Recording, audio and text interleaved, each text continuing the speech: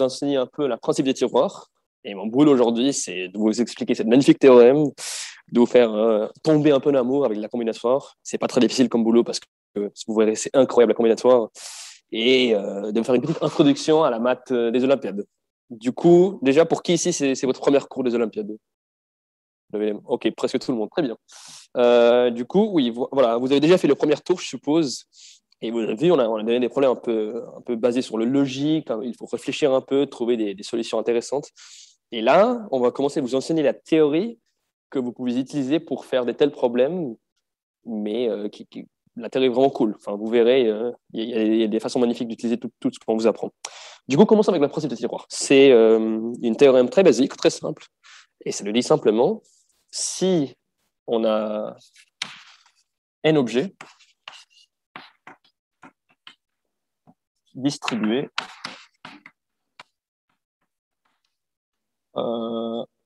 par K tiroirs, hein, K boîtes ou juste des trucs qui peuvent contenir des objets. Alors, on a un tiroir, je sais pas, qui contient au moins, maintenant je vais faire une symbole bizarre que vous n'avez pas déjà vu. Ça veut juste dire le plus petit entier plus grand que ça. Du coup, par exemple, si je prends n égale à, je sais pas, 17 et k égale à 5, alors 17 sur 5, bah, vous savez tous, ça fait plus ou moins 3,4. Enfin, c'est exactement 3,4. Et du coup, avec cette symbole-là, ça veut juste dire 4. Donc, cet résultat, c'est assez intuitif. Pourquoi? Par exemple, si je prends 10 objets et je voulais repartir parmi 9 boîtes, bah, si j'avais 9 objets et je voulais avoir le minimum de possible, enfin, je voulais bien les repartir, ce que je pourrais faire, c'est mettre exactement un objet par boîte. Et dans ce cas-là, chaque boîte a exactement un objet, il n'y a pas de boîte avec 2 objets. Mais dès que j'ajoute le 10e objet, je vois bien qu'il y a au moins une boîte qui contient 2 objets, parce que c'est pas possible d'avoir au plus un par boîte, parce qu'en total, ça fait 9. Voilà, c'est plus petit que 10. Très simple. Du coup, il y a une corollaire très classique, c'est si tu as, on va dire, une lettre xk plus un objet, alors il existe une boîte, ce petit symbole veut juste dire il existe une boîte avec au moins k plus, non, x plus 1 objet. Okay. Et important de noter ici, c'est avec x. Comment ça? Entre 4 et 1, Marco. J'ai mis xk plus 1 objet. C'est au moins x plus 1. Ignorez Marco. Bref, oui. Alors, qu'est-ce que j'allais dire? C'est très important de noter qu'ici, il y a un au moins. Parce que vous direz peut-être, OK, si je mets 10 objets parmi 9 boîtes, c'est faux de dire qu'il y a une boîte avec 2 objets exactement. Parce que je peux par exemple, mettre 5 et 0 dans tous les autres.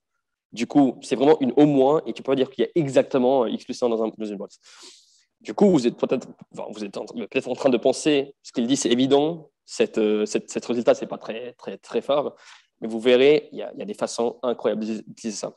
Déjà, un exemple très basique, c'est avec le cas où tu as juste k plus 1 objet parmi k boîtes, ça te dit au moins 2. Et du coup, ça, c'est très utile quand tu veux prouver qu'il y a 2 objets qui partagent un propriété commun. Par exemple, si j'ai 13 personnes, par exemple, je peux prendre 13 personnes ici, 3, 4, 8, 10, ok, vous 13 là, dans cette petite carré-là. Je peux être sûr qu'il y a au moins 2 entre vous qui sont nés dans le même mois. Pourquoi? Parce que si je commence à vous départager dans des boîtes en fonction du mois où vous êtes nés, je sais qu'il y aura au moins une boîte avec 2 objets. Et du coup, ces 2 personnes vont partager le même mois de naissance. Et on peut le tester vite fait. T'es né dans quel mois? Novembre, toi? Toi? Oui. Juillet? Ouais, toi? Ok, parfait. 2 avril, très bien, ça marche. Ok. Ok, très bien. Et, ouais. Et plus généralement dit, en fait, cette résultat, c'est une résultat sur les moyennes, parce que je suis en train de dire qu'ici, il y a au moins un objet qui est plus grand que la moyenne. Du coup, si je veux généraliser un peu ce que je dis là, c'est que si j'ai un objet parmi la boîte, alors, et je dis que, attends, avec, et je vais dire, j'ai x1 dans la première boîte, x1, x2, xk, le nombre d'objets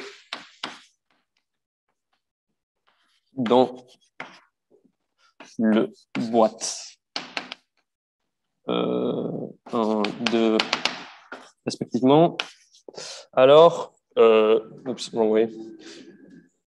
alors, le maximum et le minimum sont autour de cette moyenne, c'est-à-dire minimum x1, xk, plus petit ou égal à n sur k, plus petit ou égal à maximum de x1, xk.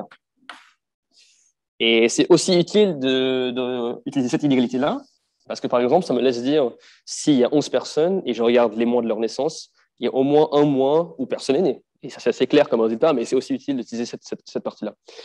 Et il faut se dire que cette truc-là, c'est surtout utile quand on utilise des objets discrets, c'est-à-dire des objets qui sont vraiment un nombre entier.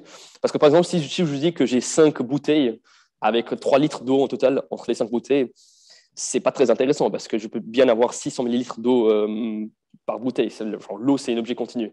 Mais si je dis maintenant que j'ai 5 bouteilles et, je sais pas, 7 vaches, et j'arrive à mettre des vaches dans des bouteilles, disons, alors je sais qu'il y a au moins une bouteille avec 2 vaches parce que je peux pas trop couper un vache en deux, on va dire.